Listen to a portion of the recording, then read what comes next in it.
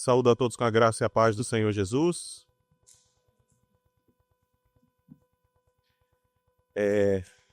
Oi, oi, oi. Estão me ouvindo bem? Ok. Mais um privilégio falar e pregar o Evangelho do Senhor Jesus no dia do Senhor. Hoje, nossa última prédica, nós vamos expor a doutrina da perseverança dos santos. Então, nós vimos desde ontem, nós começamos com a doutrina da depravação total e fomos hoje pela manhã conduzidos pela doutrina da graça irresistível. Todos nós aqui sabemos como nós nascemos, nós sabemos que nós nascemos com uma corrupção radical, ou seja, desde a raiz, desde quando nós ainda estávamos sendo entretecidos no ventre de nossa mãe, nós já necessitávamos do Senhor. Essa é a realidade.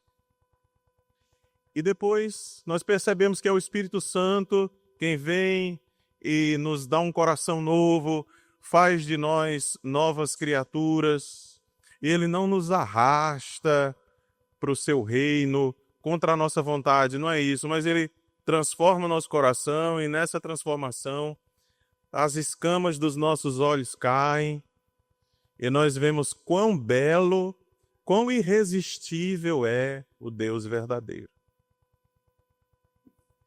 E como eu disse, agora à noite nós vamos a essa doutrina da perseverança dos santos. Eu convido você a abrir sua Bíblia, por favor, em Romanos, capítulo 8, a partir do versículo 28 a 30. Nós vamos fazer essa leitura. Todos nós conhecemos esse texto. É o texto do coração de muita gente, inclusive. Muitas pessoas sabem esse texto de cor.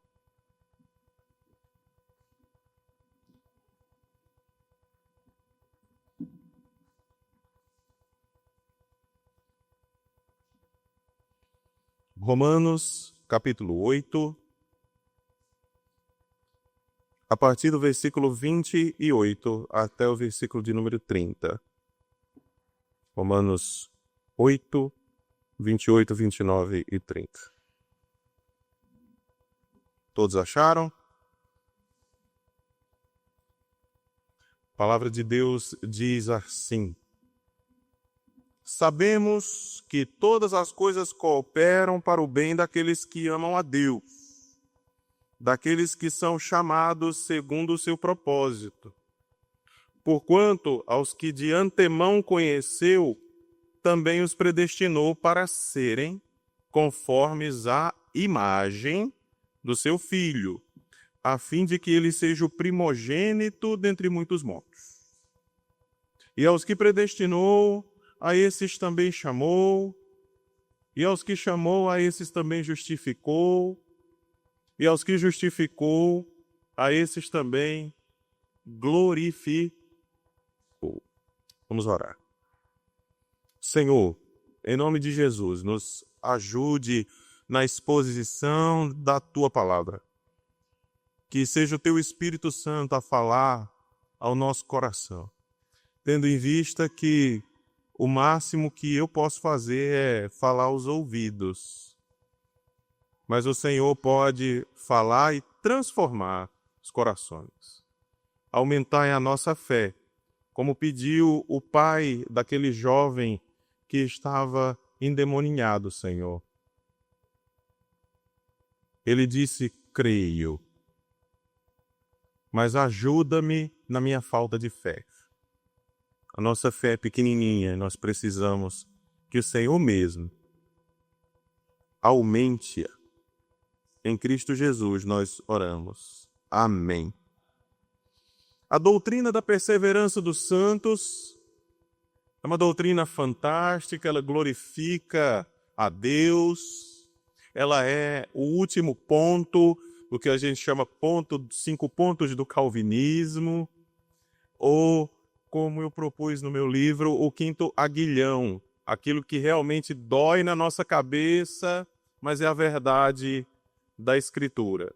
É algo pontiagudo, realmente fura, como nós vimos ontem na depravação total.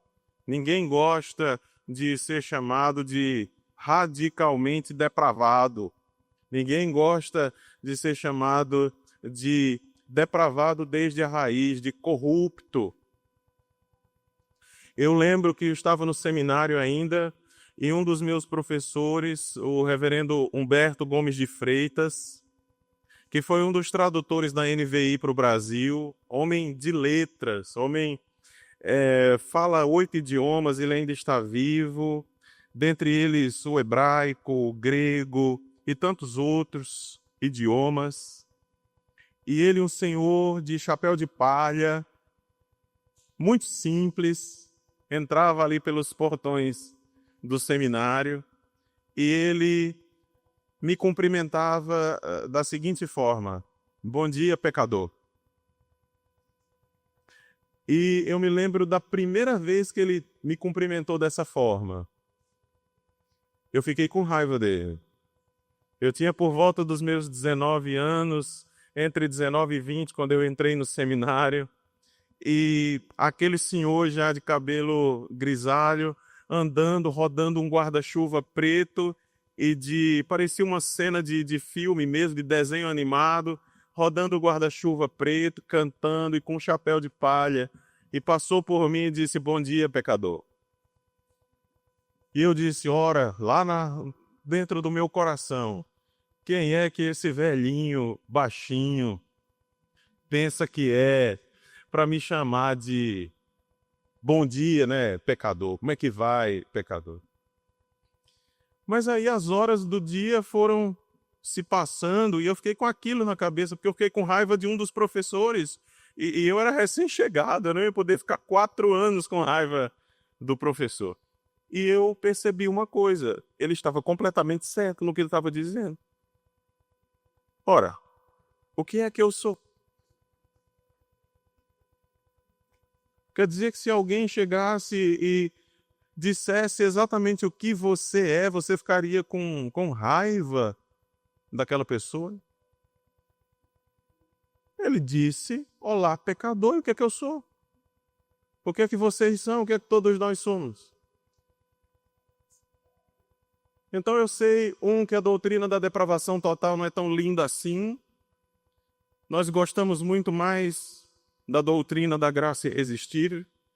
Deus abre os nossos olhos e aí nós vemos a glória de Deus e vamos para o Senhor, mas nós gostamos ainda mais da perseverança dos santos. E a perseverança dos santos, ela tem sido também, de algum modo, rebatizada. E qual o nome que se propõe para essa doutrina da perseverança dos santos? Se propõe Deus perseverando nos santos. Porque quando nós dizemos a perseverança dos santos, ainda cheira a obras. Porque, ora bolas, né? São os santos que estão perseverando, né? Então, alguns teólogos de algumas décadas para cá disseram: tudo bem, tá certo, mas para a gente não deixar dúvidas a respeito de quem persevera mesmo, vamos trocar esse nome aí para Deus perseverando nos santos. Porque, irmãos, se Deus começa a obra e ele deixasse 1% para nós terminarmos, nós retrocederíamos os outros 99.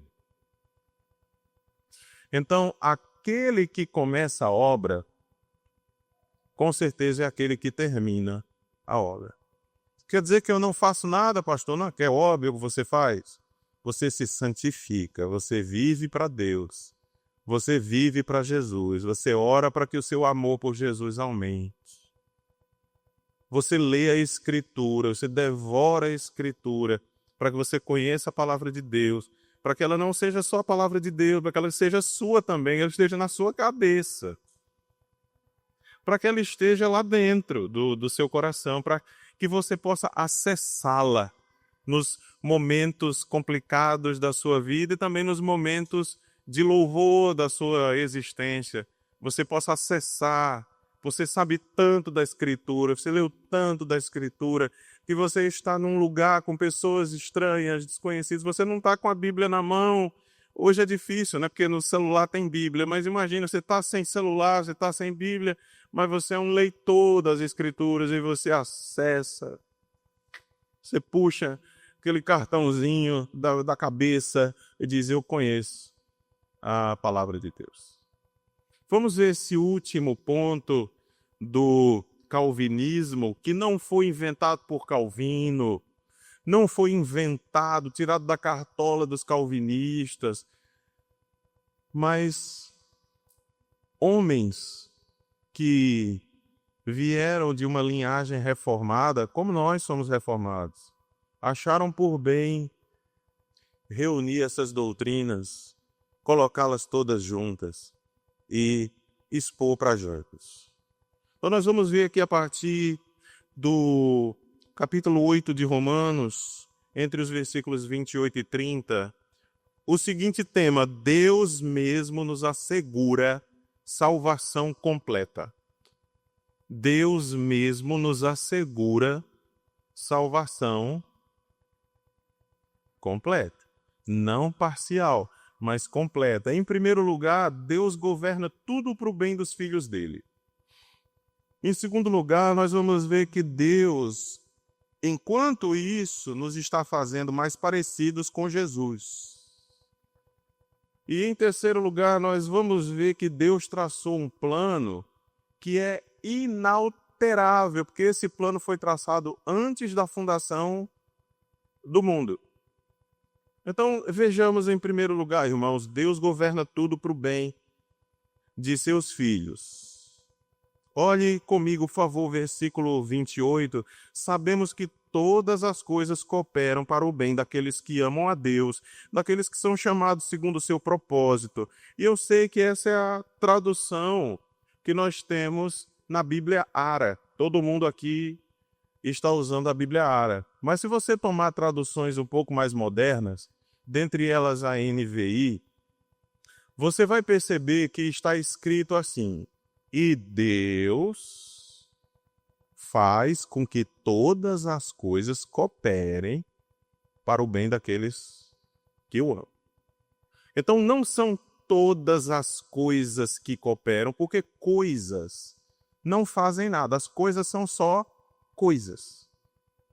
Uma janela é uma janela, uma situação é uma situação, uma mesa é uma mesa, os seus óculos são seus óculos, a doença é uma doença, são todas coisas. Então não são todas as coisas em si, por serem coisas, que cooperam, mas Deus agindo, Deus atuando nessas coisas. E Deus atua nessas coisas, em tudo o que acontece, não para o bem de todo mundo, mas para o bem daqueles que o amam. Então, segundo Paulo, tudo é proveitoso para o bem daqueles que amam a Deus. Tudo, absolutamente tudo, para o bem dos que amam a Deus. Porque Deus faz com que essas coisas sejam proveitosas. Todas as coisas trabalham juntas. Outra tradução poderia ser: todas as coisas são lucrativas para o bem daqueles que amam a Deus. Pastor, o senhor não conhece a minha situação, o senhor não sabe pelo que é que eu estou passando esse mês, essa semana, esse ano, esse século. Faz 200 anos que eu estou com um problema e o senhor não tem ideia. De fato, irmãos, eu não tenho. E nem vocês têm ideia dos problemas pelos quais eu estou passando. Mas a grande verdade das Escrituras é que tudo é lucrativo para o bem daqueles que amam a Deus e são chamados segundo o seu propósito. E nós precisamos crer que é de verdade, porque é Deus que está colocando os ladrilhos. E é um mosaico Você já tentou olhar para um tapete muito bem feito, muito bem bordado, um tapetão gigante, tentou olhar assim bem pertinho dele, a, a 5 centímetros dos seus olhos? Você consegue ver o desenho completo? Não, você não consegue. Para que você veja o desenho completo, você precisa de distância. Você precisa de distância. E com aquela distância você começa a ver. Ah, então isso aqui está ligado com isso. Tá? Era uma árvore. Era um cavalo. Era uma cena de uma senhora dentro de casa assando pão. Mas não dá para você compreender se você estiver muito perto.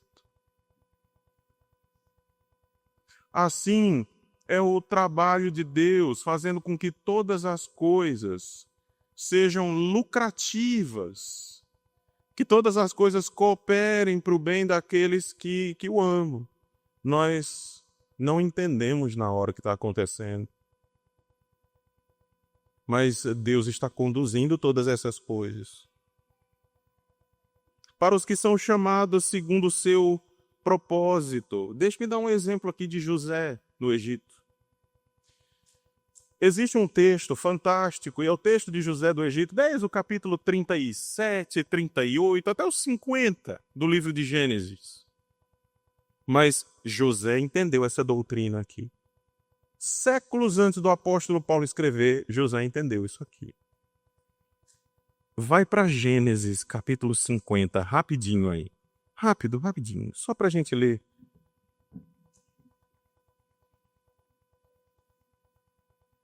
Gênesis capítulo 50, versículo 18.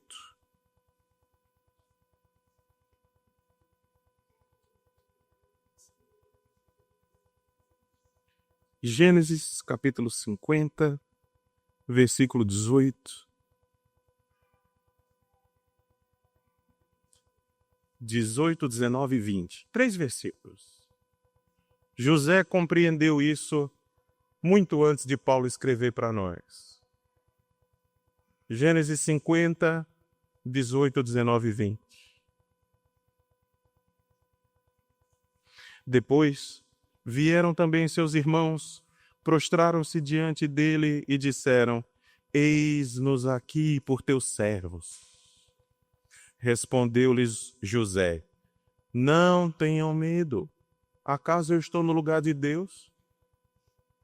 Vocês, na verdade, intentaram o mal contra mim, porém Deus o tornou bem, para fazer como vocês veem agora, que se conserve muita gente com vida.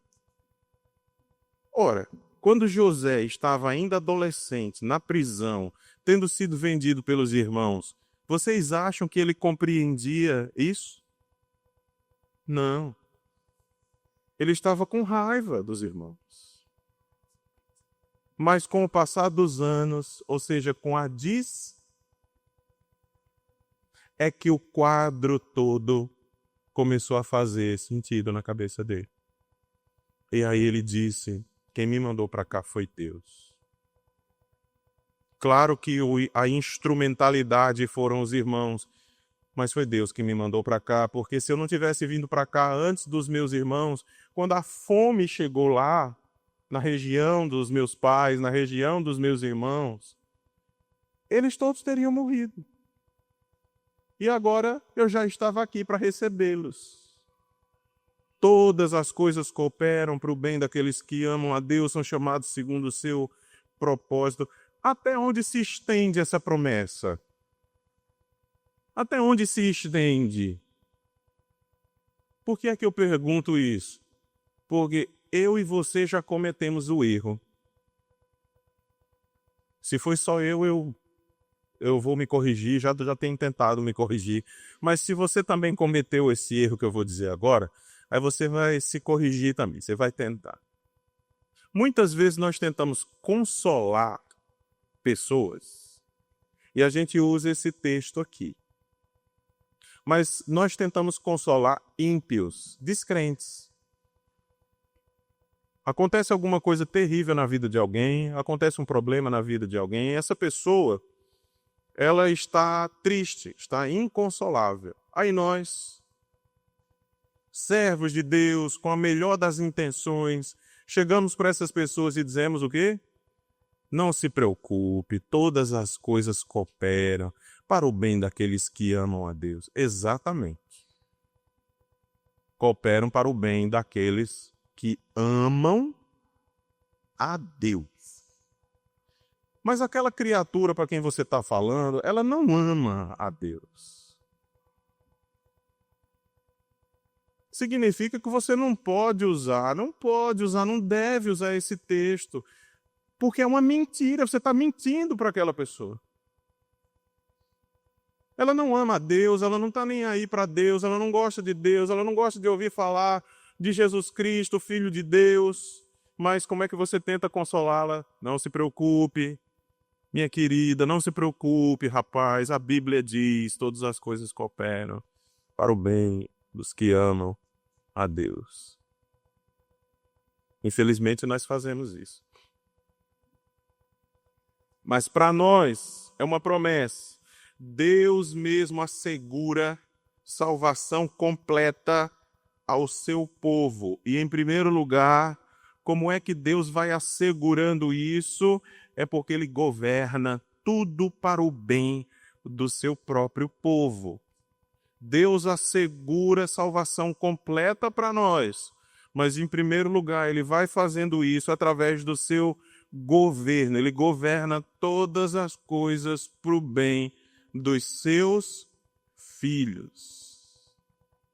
E como é que eu vou consolar alguém? Sei lá, usa um salmo. Só não usa esse aqui, pelo amor de Deus, porque não dá. Esse aqui você usa para um irmão seu de igreja. Para o outro que não conhece Jesus, você prega o evangelho. Consola com uma pregação do evangelho. E não com promessa que é feita para crentes. E só para crente você está tentando consolar uma pessoa que não é crente. Com uma promessa para crentes. Em segundo lugar, Deus mesmo nos assegura a salvação completa. Porque Deus nos está fazendo parecidos com Jesus. E essa é a parte mais importante. Essa é a parte mais importante. Acompanhe comigo, por favor, o versículo 29, primeira parte. Primeira parte do versículo 29. Porquanto aos que de antemão conheceu, também os predestinou para serem conformes à imagem do seu Filho. Para que é que Deus nos predestinou mesmo? Para que a gente seja parecido com Jesus. Jesus é o molde. Ele é o formato, o único formato que cabe no céu, que cabe na glória. O único formato que cabe perto de Deus é o formato de Jesus Cristo. É o único.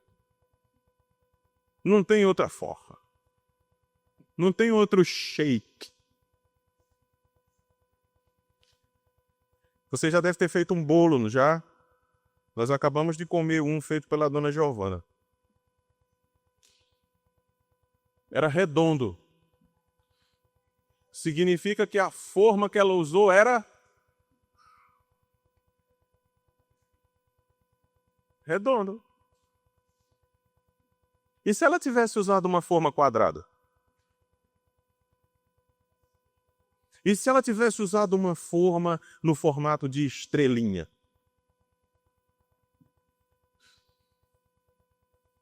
E se fosse um octógono? O bolo teria 8 lados, não teria? Pois é. Tá, e o que é que isso tem a ver com Jesus? Isso tem a ver que nós precisamos ganhar a forma do Senhor Jesus. Paulo escreve aqui: aos que de antemão conheceu, ele os predestinou para que fossem conformes à imagem do seu Filho. Todos nós aqui que fomos salvos, todos aqueles que já foram salvos, os que são salvos, os que serão salvos, Deus tem um projeto, um plano em mente. É para que você seja parecido com Jesus. Eu já recebi essa pergunta de dezenas de pessoas. Pastor, o que é que Deus quer para a minha vida? Você já fez essa pergunta ao pastor Rael? Você já se fez essa pergunta orando? Senhor, o que é que o Senhor quer para a minha vida? Geralmente essa pergunta, ela é um pouco mal feita. Eu vou dizer por quê. Nós queremos saber o seguinte: o que é que Deus quer para a minha vida? A gente quer saber o seguinte: com quem é que eu vou me casar? Senhor, mostra se é com uma loira, com uma morena, com uma alta, com uma baixinha. Eu sempre gostei de baixinhas. Eu casei com uma baixinha. Minha esposa tem 1,55 m. Sempre gostei de baixinho.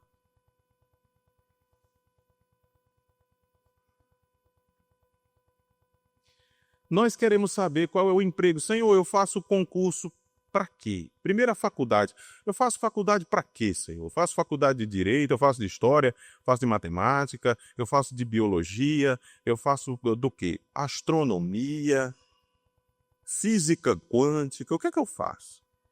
Então, geralmente, quando a gente recebe essas perguntas, as pessoas querem saber especificidades. O que é que Deus quer para a minha vida? Irmãos, a resposta que eu sempre dou é essa resposta da Escritura. Olha, Deus quer uma coisa de você. É isso que Ele quer para a sua vida. Foi para isso que Ele salvou você. Para que foi que Ele salvou você? Vamos ler de novo aqui. Porquanto aos que de antemão conheceu, também os predestinou para serem conformes à imagem do seu Filho. É isso que Deus quer de todo cristão. Que você se pareça com Jesus Cristo. Não, pastor, aí eu não estou perguntando isso não.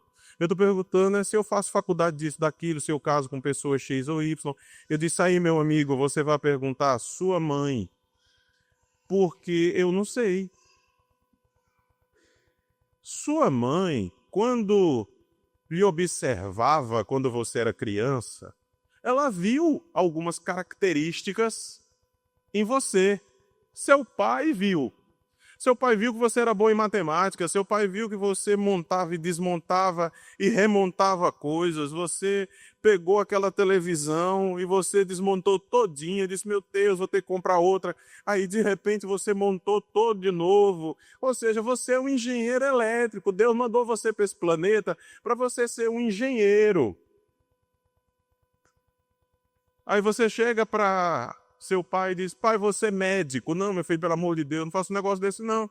Deus mandou você para esse planeta para você ser engenheiro. Agora os pais têm que estar antenados no que os filhos... Porque para nós só serve se for doutor. O que é que você quer para o seu filho? Eu quero que meu filho seja doutor. E Deus mandou ele para esse mundo para ele ser um artista, para ele ser um cantor, para ele ser um advogado, para ele ser um médico, mas mandou para ele ser um monte de coisas. Mas essas são as coisas específicas. Mas a principal delas não é nada disso.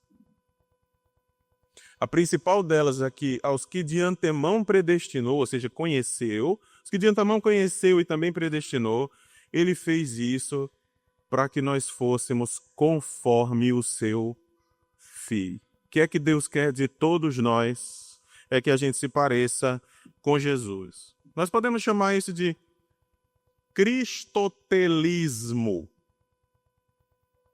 Cristotelismo. Da palavra telos, propósito. Propósito é que você se pareça com Jesus. Quanto mais você se parece com Jesus, mais o propósito de Deus para a sua vida está sendo realizado.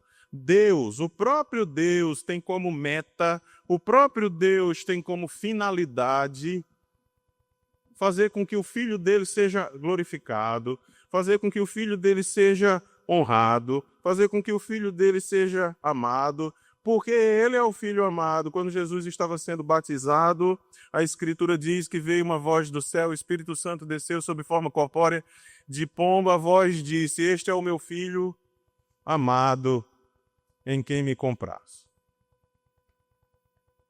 Então todos nós devemos nos parecer com Jesus. Esse é o propósito da nossa vida. Quando seus filhos perguntarem a você: "E aí, mãe, o que é que eu faço?" Meu filho, se você estiver falando de emprego, você sempre falou tanto na sua vida, você conseguia dar nó em pingo d'água, na escola, na época de calor, você conseguia vender café no meio da rua. Café quente, na cidade de Balsas, quente, 40 graus, e você conseguia vender uma bebida a 50 graus. O que é que você vai fazer? Meu amigo, vai fazer marketing. Você consegue falar bem, você consegue se comunicar. Será que mamãe e papai nunca perceberam isso em você? Você nasceu pintando, desenhando, fazendo quadros. É um artista plástico, nato. Você, criança, conseguia pegar cola e conseguia pegar um monte de papel e de repente você dizia: "Mamãe, está aqui um quadro."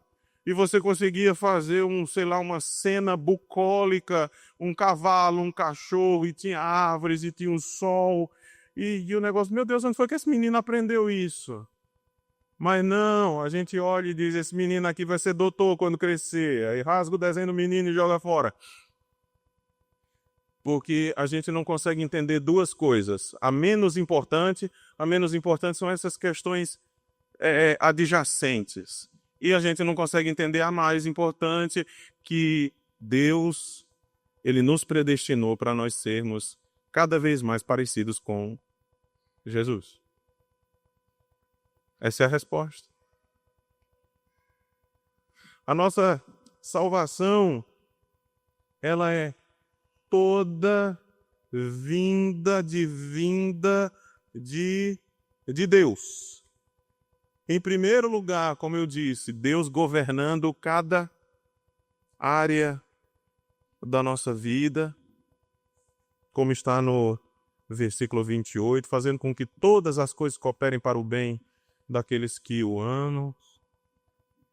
E em segundo lugar, nos fazendo cada vez mais parecidos com Jesus. Em último lugar, Deus traçou um plano inalterável desde a eternidade. Deus traçou um plano inalterável.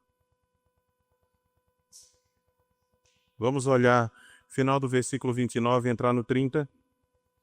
Ele fez isso para que Jesus fosse glorificado, veja, a fim de que ele, Jesus, nosso Senhor, seja o primogênito entre muitos irmãos. Ele ali como aquele que é o símbolo, o sinete da perfeição.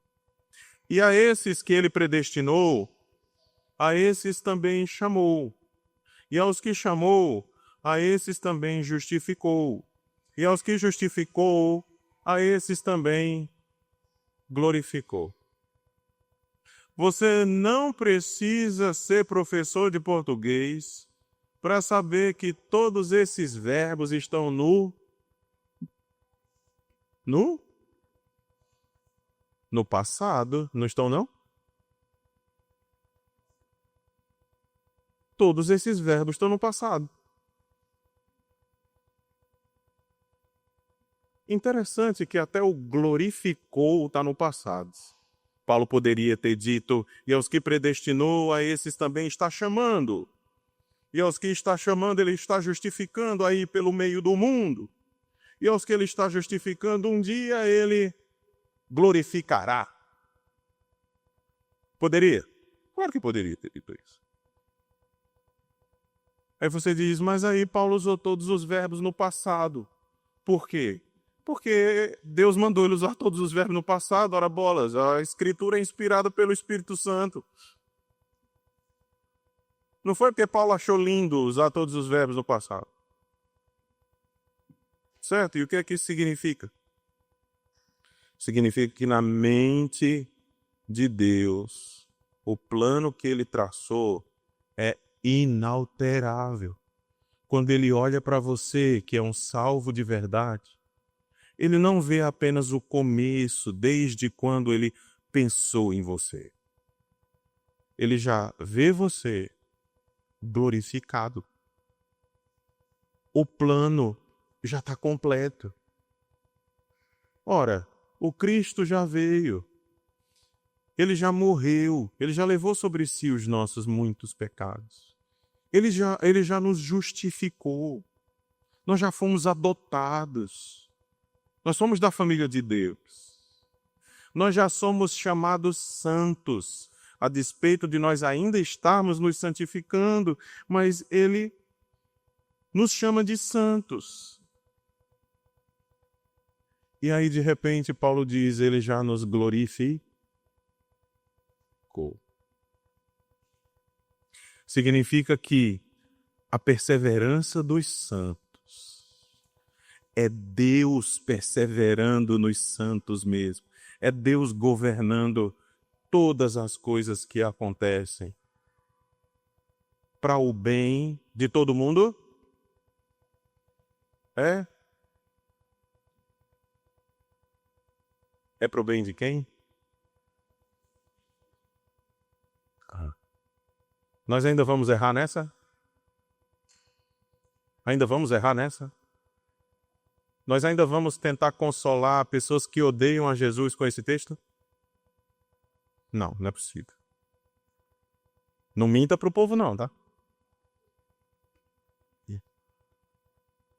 Depois,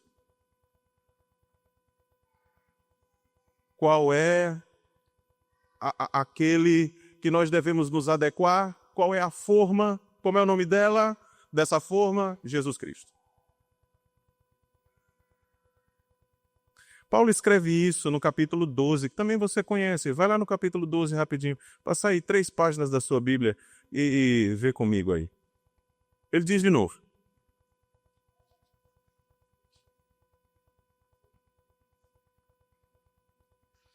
No versículo 2 ele diz, e não vos conformeis com... Até aí tá bom, só isso. Aqui no capítulo 8 ele diz que nós devemos ser conforme a forma, conforme a imagem do seu filho. E no capítulo 12 ele diz, mas com a imagem do mundo não vos conformeis. Vocês têm um molde, vocês têm que caber naquele molde. Jesus, o mundo tem outro molde e vocês não cabem nele, não. Não dá. Você não é uma gelatina gospel.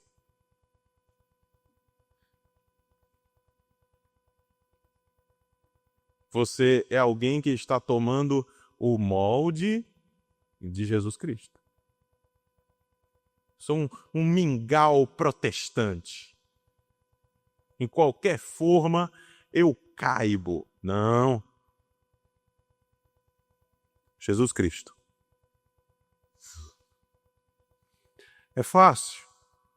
É claro que não. Jesus é perfeito em todas as áreas.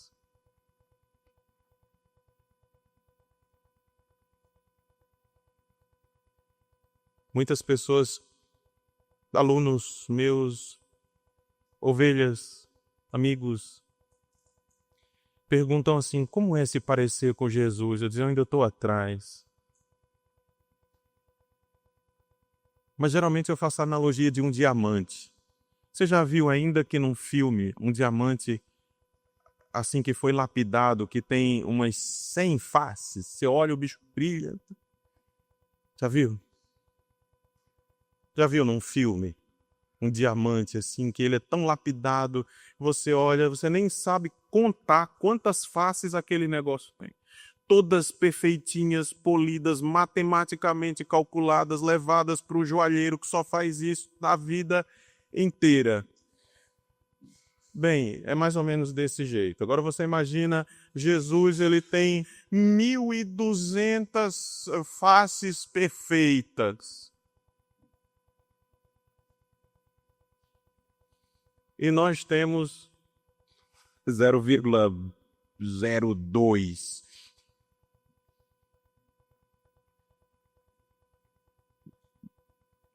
É isso. Mas Deus está no trabalho, está lapidando e lapidando. E quando Deus lapida, aí você sente uma dor aqui, outra acolá, porque significa que você está cada vez mais, cada dia mais se parecendo com. E por que é que Deus faz isso? Porque, meu irmão e minha irmã, existe uma doutrina chamada de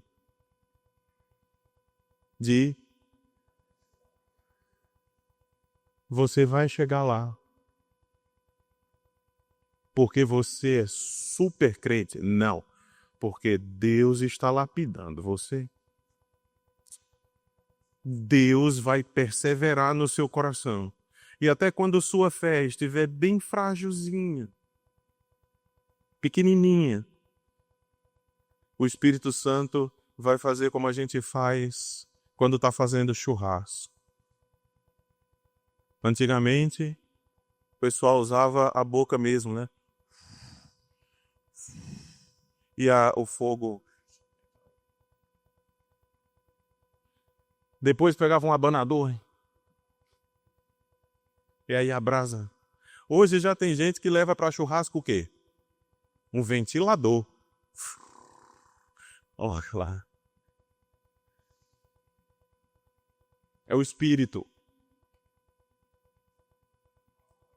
Quando você estiver com a fé pequenininha, aí o Espírito Santo vem e por conta da perseverança dos santos, Deus realmente chamou você e Ele já glorificou você nos planos dEle. Você já está glorificado, o Espírito Santo está vindo e está soprando, insuflando vida.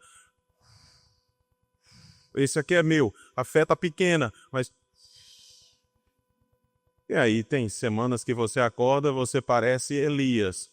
Vou fazer chover.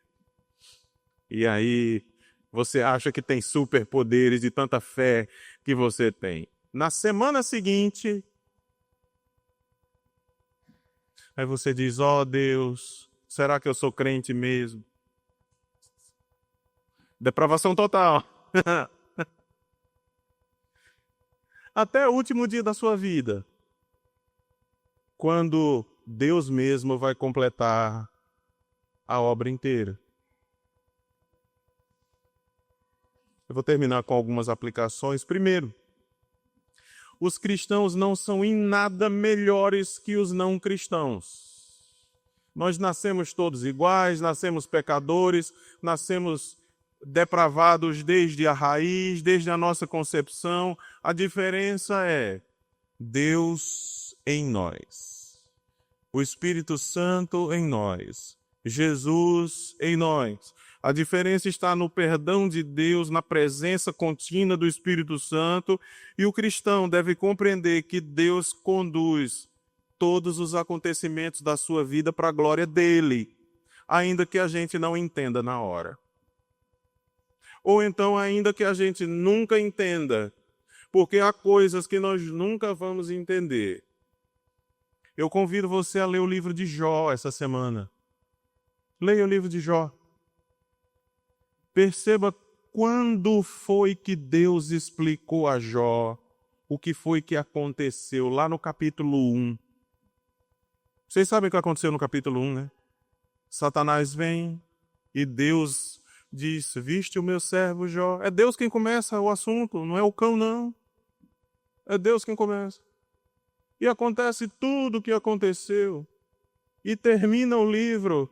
Sabe do que é que Jó fica sabendo? Nada. Nada. Termina o livro, não tem Deus dizendo, Jó, se senta aí que eu vou te contar como foi, rapaz.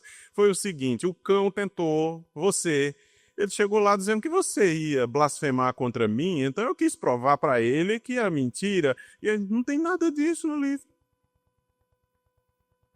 Jó nasceu, viveu e morreu sem saber. Existem coisas que nós vamos saber. Existem coisas que nós nunca vamos saber por que estão acontecendo. Não vai ser porque você pecou, não vai ser porque você fez isso ou aquilo, deixou de fazer. Não vai ser por isso.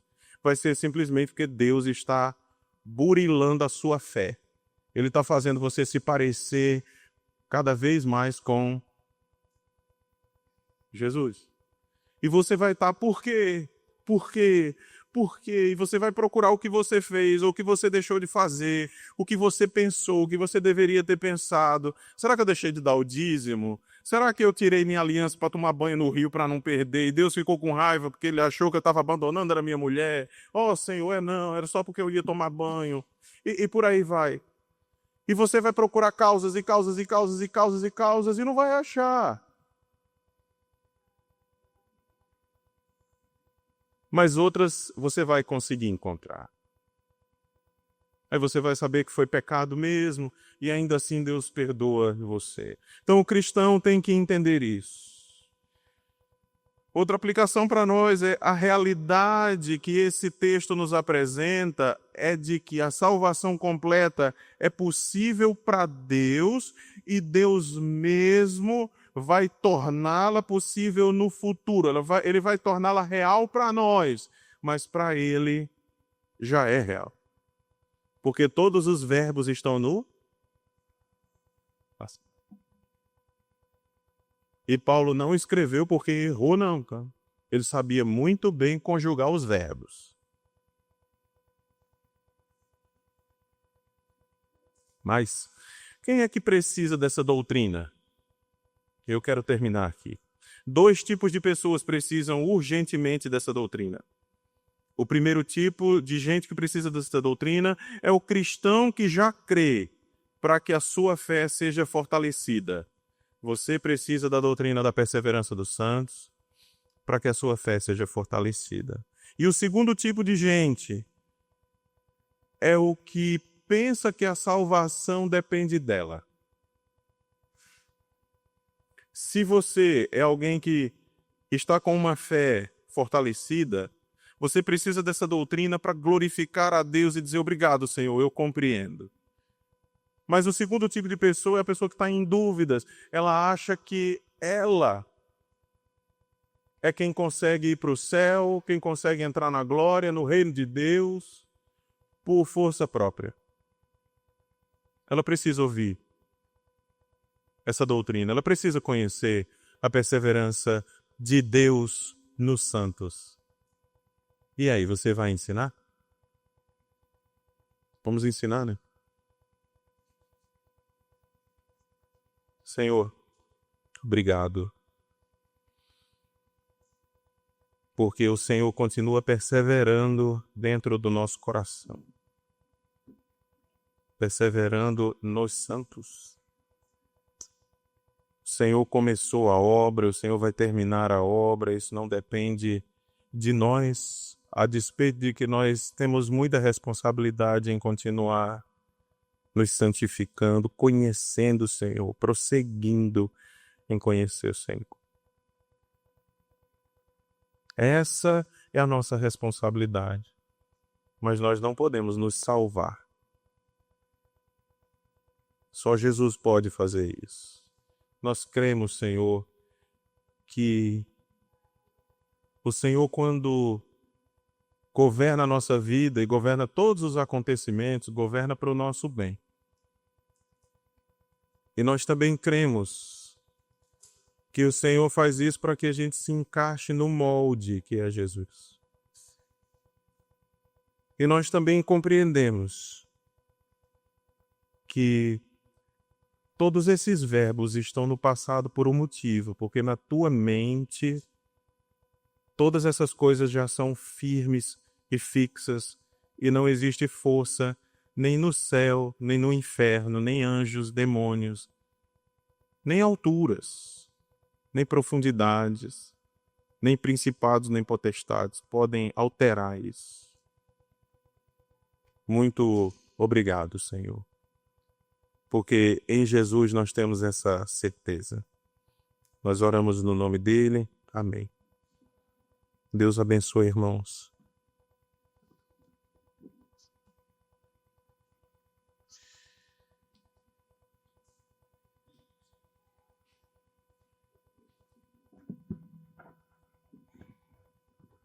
Convidar o pastor Campos para vir aqui à frente, para estar orando, encerrando esse momento de culto, também impetrando a bênção. E orando pela vida do pastor Antunes, eu quero desde já manifestar a nossa gratidão a Deus pela vida do reverendo Antunes, que se dispôs a estar conosco nesses dias tão edificantes, dias de um banquete espiritual, onde o Senhor foi servido em nos agraciar com a doutrina bela da sua palavra. E eu digo, irmãos, sem dúvida alguma, que é mais belo na doutrina da graça, as doutrinas da graça, é porque elas são profundamente bíblicas e reconhecem a soberania de Deus em todos os aspectos. Ele é quem salva. Ele começa a salvação e ele sustenta aqueles que ele amou, escolheu e salva. É por isso, irmãos, especialmente por isso, nós nos reunimos. Não estamos aqui buscando ser salvos. Nós estamos aqui porque Deus nos salvou e nós manifestamos a nossa gratidão a Ele. Nós não estamos comprando a nossa salvação cada dia que nós vamos à casa do Senhor. Nós vamos à casa do Senhor porque Ele é o nosso Salvador. Que Deus nos dê sempre esta consciência.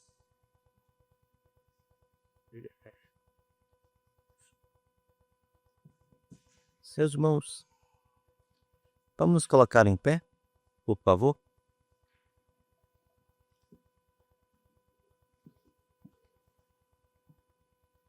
Bendito Deus e Pai do nosso Senhor Jesus Cristo, que nos tem abençoado com toda a sorte de bênção espiritual nas regiões celestiais em Cristo, assim como nos escolheu nele antes da fundação do mundo, para sermos santos e irrepreensíveis perante Ele.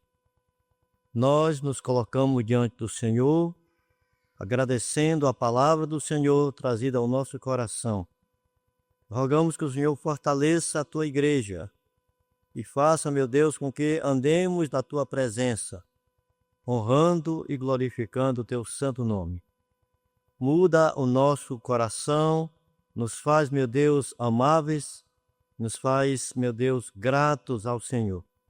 E que a graça do nosso Senhor e Salvador Jesus Cristo, o amor de Deus, nosso eterno Pai, comunhão do Espírito Santo esteja sobre nós, sobre todo o povo de Deus, hoje e sempre. Amém.